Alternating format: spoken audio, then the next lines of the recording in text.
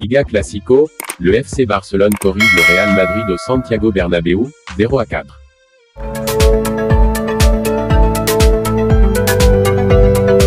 Liga, une démonstration totale. Dominateur de bout en bout, le FC Barcelone s'est offert le Classico avec brio, ce dimanche sur le terrain du Real Madrid, 0-4.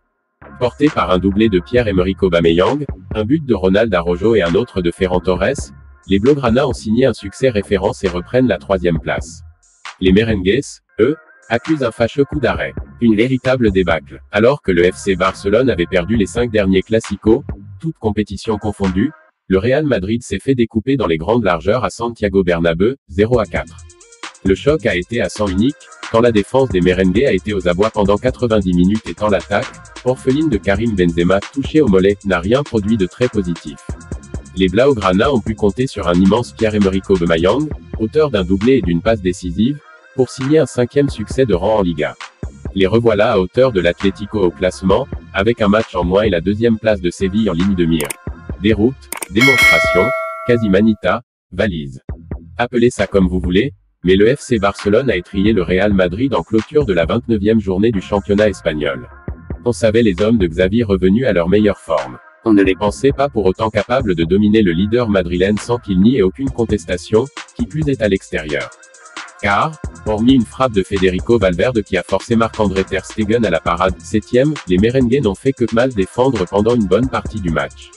Le gardien du FC Barcelone aura passé une soirée tranquille, contrairement à Thibaut Courtois, qui a fait ce qu'il a pu pour empêcher son équipe de couler 12, 35e, 78e. En vain. C'est simple, sur chaque situation du Barça, ou presque, les défenseurs madrilènes étaient comme perdus. Et il y avait des boulevards dans lesquels s'engouffrer. Les joueurs de Xavi n'ont pas manqué de saisir ces occasions, notamment Pierre-Emerick Aubameyang qui avait l'air de ne pas jouer le premier Classico de sa carrière. Il a d'abord été décisif en reprenant de la tête un bon centre d'Ousmane Dembélé, 0-1, 29e. Le VAR lui a ensuite validé son doublé, alors qu'un hors-jeu avait été sifflé.